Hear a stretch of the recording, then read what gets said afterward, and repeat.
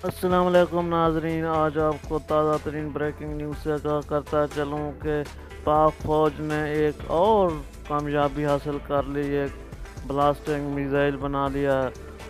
अपने दिफा को मजबूत करने के लिए पाक फ़ौज ने 420 किलोमीटर ज़मीन से ज़मीन तक मार करने वाला ब्लास्टिंग मिसाइल बना लिया।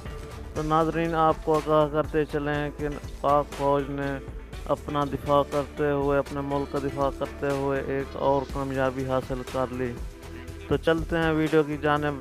नाजरीन, आपसे गुजारिश है कि आप इस चैनल पर नए हैं तो प्लीज़ मेरे चैनल को सब्सक्राइब कर दें, घंटी के निशान को दबाना मत भूलें ताकि हर न्यू आने वाली अपडेट आप तक पहुंच सके। तो चलते हैं, आप ये वीडियो देखें, मैं आपको एंड में मिलता हूं।